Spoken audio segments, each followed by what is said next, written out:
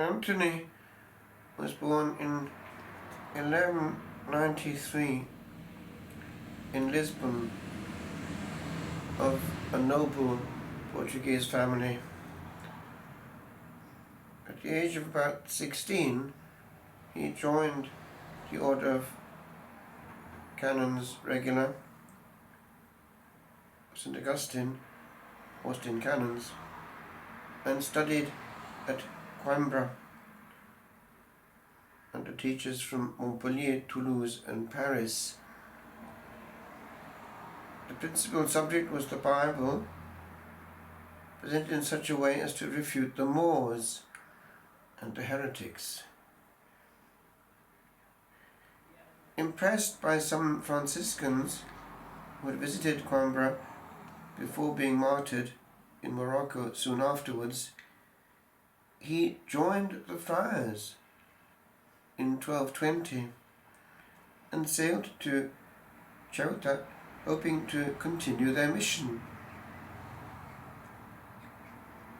But he soon returned to Europe through ill health and took part in the General Chapter of Assisi in 1221, presided over by Brother Elias while St. Francis was still alive.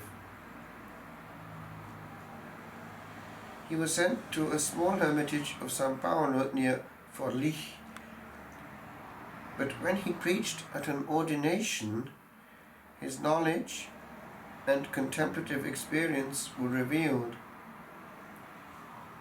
It is said that Francis himself chose him to teach theology to the friars at Bologna and Padua.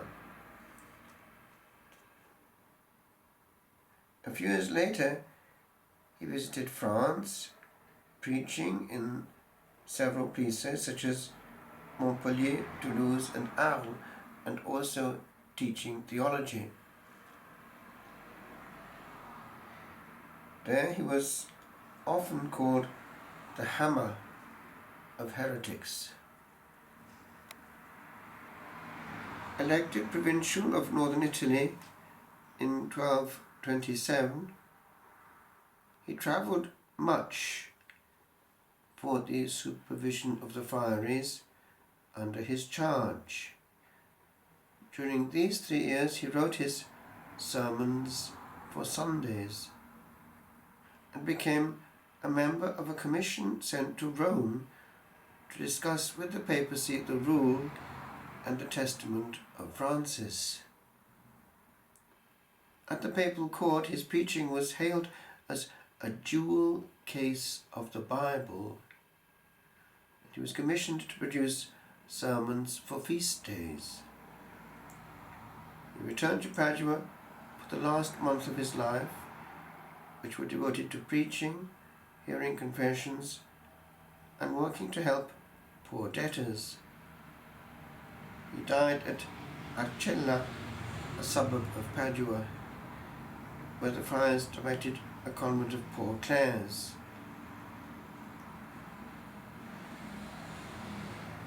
His body was taken to the Friars' Church of Our Lady in the town of Padua. Around this was built the present fine basilica, which is massive actually. His canonization took place only a year after his death.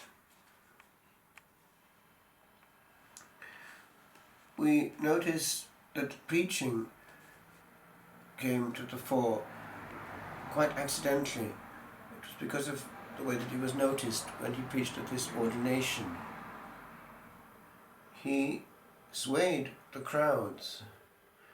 Indeed, his tongue is miraculously preserved, incorrupt to this day, and is honoured on his feast at Padua.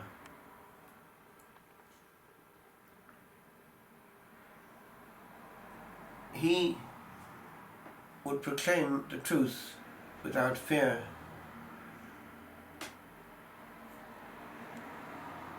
One day, in Florence, a noble and very rich man died,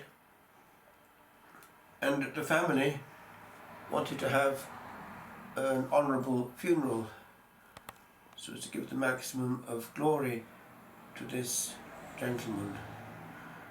And so as to have the maximum of eloquence, they asked the saint to come and preach. And preach he did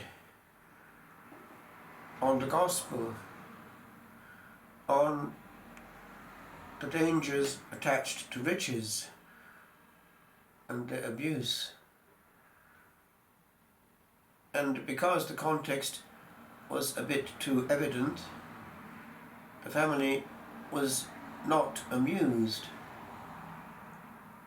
and so they became quite irate. But the saint held his own, indicating that as the Lord had insisted, where one's treasure is, there will the heart be also. And he invited the family to go to the big chest of the nobleman in question, the treasure chest, and to look what they found inside. And so they did. And this big chest was full of precious jewels and enough money to live on for years. But they also found something they weren't expecting. They found a living, palpitating heart. And so, in complete confusion, they commissioned a surgeon to open the body of the dead nobleman and to investigate what the situation was with regard to the heart. He did, and the heart was not there. Another time, a cavalier was fairly sure of himself, and he was at a banquet, and he was taking fun of the pious, indicating how dense they must be to believe such nonsense, especially with regard to the things told about this gentleman, Anthony of Padua, miracles by foot. And at a certain point, he put down all the content of his wine glass, he gulped it down, and declared, "I will believe in these fairy tales only if, when I throw this glass to the ground, it doesn't shatter." And with all his cavalier's might, he whizzed it to the ground with such force that the material marble of the ground itself shattered into bits, but the glass remained completely intact. And so he made a rethink and a U-turn and became a fervent Christian.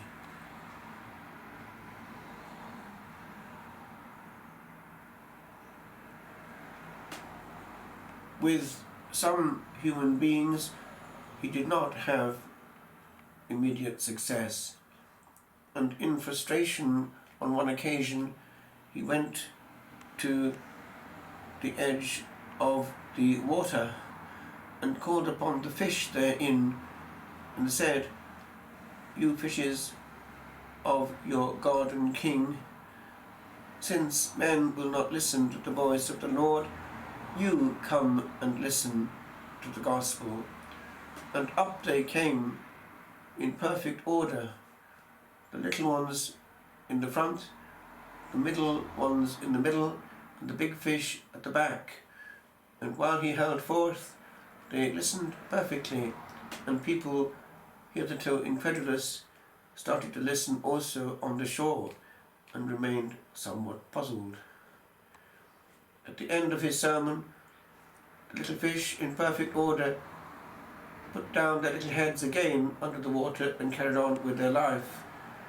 And the people thought again, maybe it would be wise to listen if the fish are so attentive.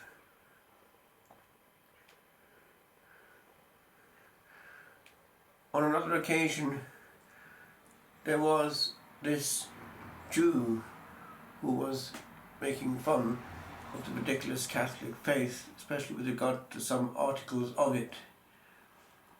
And the saint could do little to get through to him. But so he thought, maybe someone else would help me. But this someone else was the mule that was a great servant to the Hebrew, the Jew. Put your mule to a complete fast for a good long time, and then bring him to me. At a certain point, the saint came out with the Blessed Sacrament, and while was put beside the mule an interesting bag of meal, the saint commanded the mule, "Dumb beast, adore your God." And the mule ignored completely the tasty menu before him on one side, and adored on bended knee the King of Kings that he could obviously see with eyes that we didn't. He adored. Now, as it happens, I was at the spot where that happened in 1996 or 7. 96, as it was. I wasn't yet a priest. It was in 1996 that we had an officiate outing to Rimini. And the spot was there, marked by the cross on the floor, on the outside marble, exactly where it happened. There was a little chapel beside it. And I thought to myself, this is the point where something also changed my life. Because when still in school, Protestant and evangelical, I happened to be in the Central Library in Cardiff and reading through Butler's Lives of the Saints, because for Anthony was the beginning. One of the first I came across was this, and I brushed quickly through this series of stories about Anthony, but it stuck with me, and months later I came back to look, well, if that is true, we're in trouble in the Baptist Church, because that mule can see more than we can. And I wrote this after being at that very point in 1996. This is the place where happened the miracle that in adolescence made me think. Dumb beast that taught the world without a word, the word to heed, therewith to bend the knee. 'Twas this thine inward thinking that I heard, this thy clear vision that I once did see, through gazing on a page, wherein the age of reason ceased to be. For all was said, good mule, that altered more than any sage in this thy strangest greeting of strange bread. 'Twas but a day like this that came this way. All days with but a nay for A to bend. And now I see, blessed preacher, that thy bray a volume of hid sermons here did end, and that a little particle would hold enough to groom a shepherd for the fold.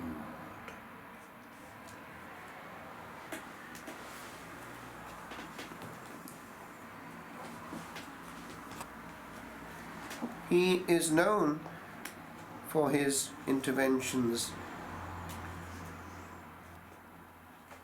I became an interested fan of this interesting man because he was a good preacher, and that sounded well for an evangelical. And by the way, his sermons were very biblical and easily understood. Scripture was exploited.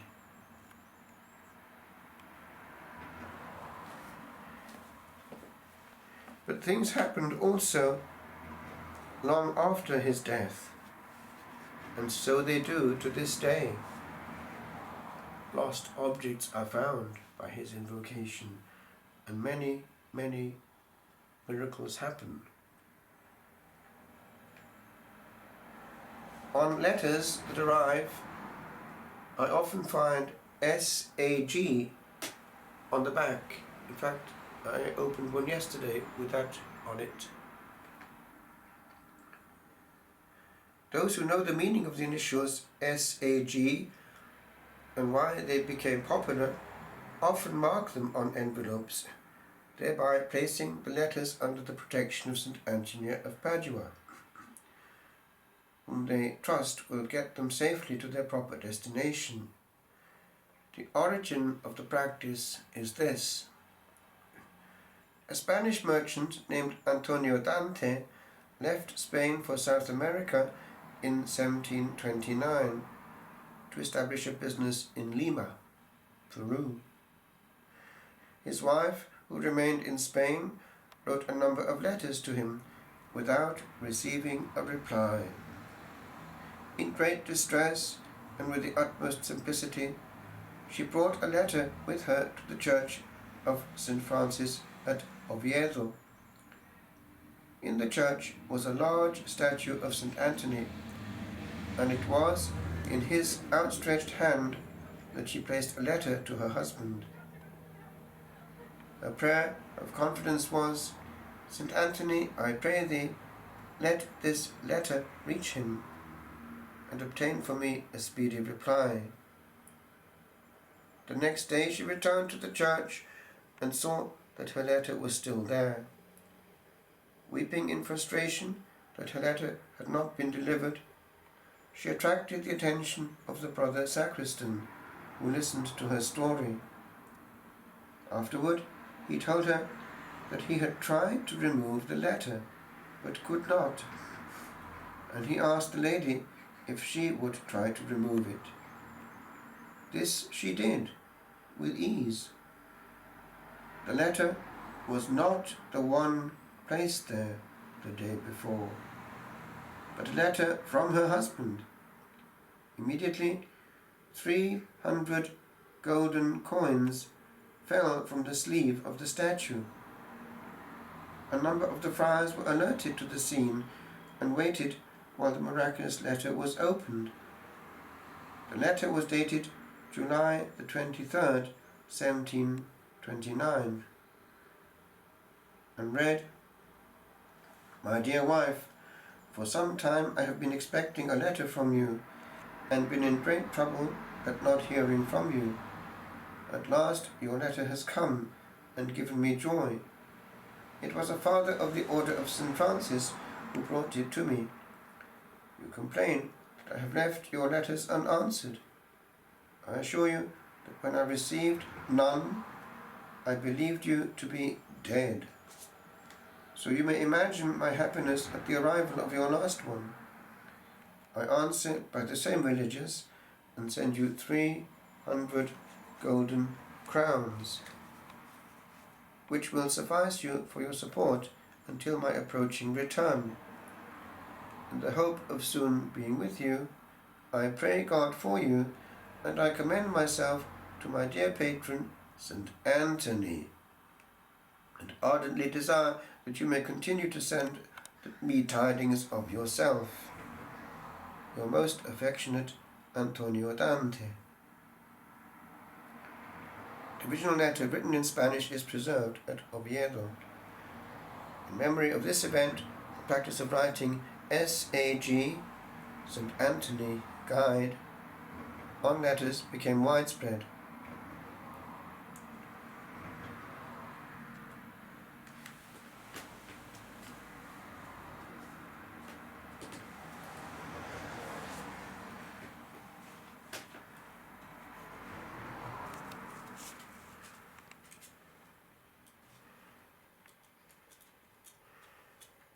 A good lady had a little child, and she left the child in the house while she went out to do some work.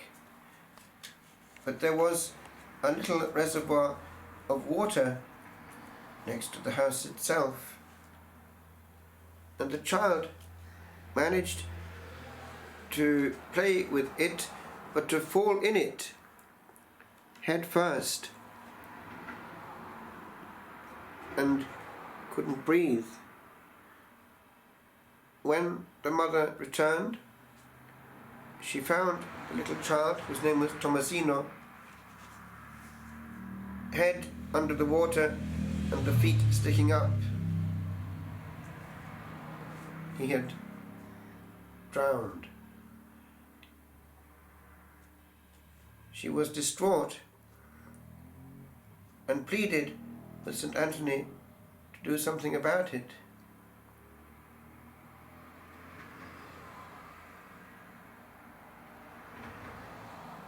The child remained dead from evening until midnight. Then suddenly, out of the blue, the child came back to life, and indeed to full health.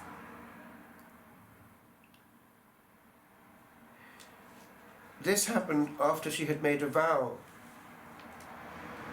It was to give to the poor as much meal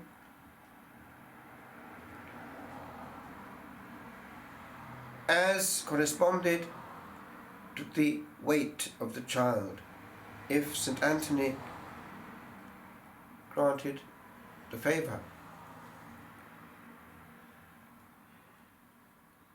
And bit by bit, this practice of giving as much meal as the weight of the child spread.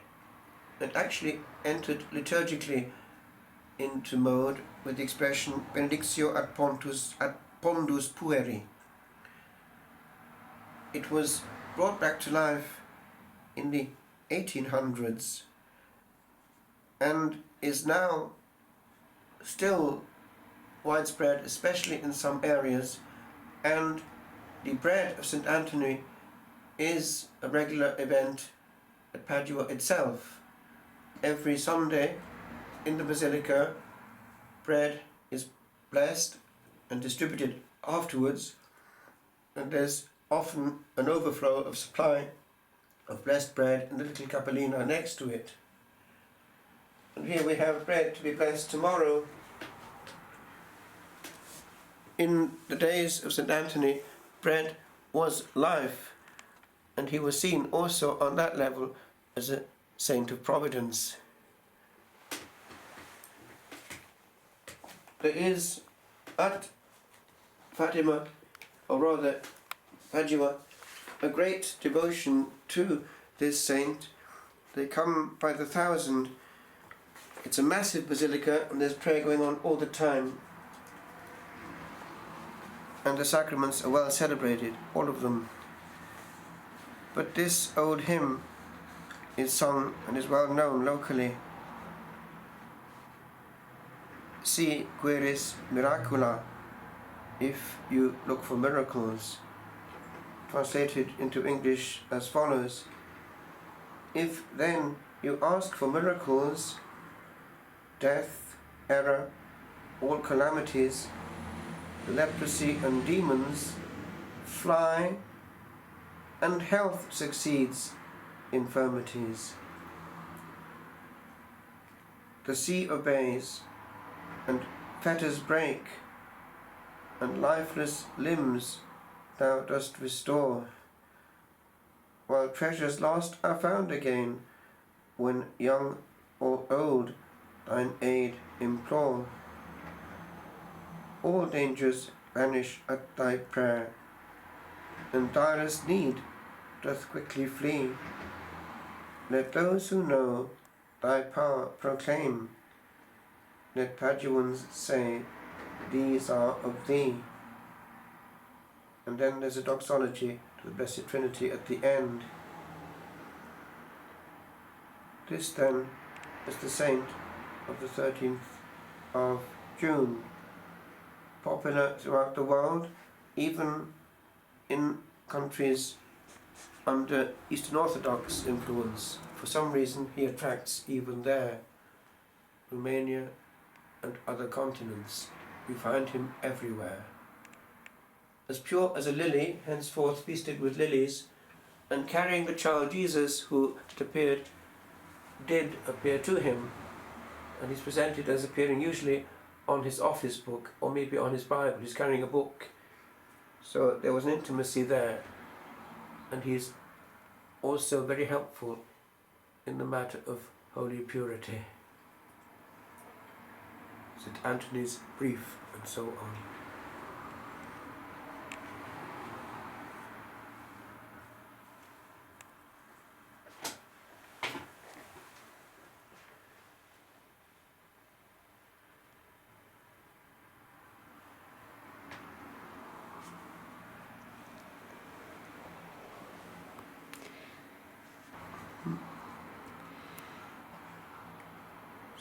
Si queris miracula,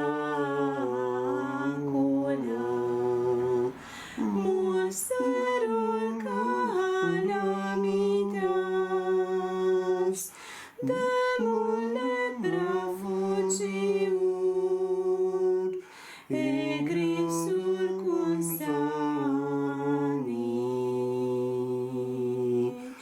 Cedunt mare vincula, membraresque peditas, pedunt et auxiliur, juvenes et cani.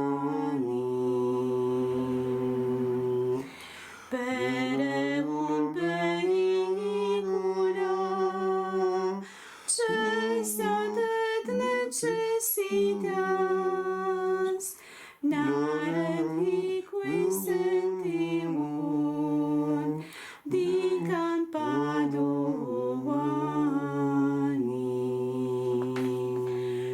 Cedunt mare vincula, membraresque perditas, petunt et auxiliur, juvenes et cani.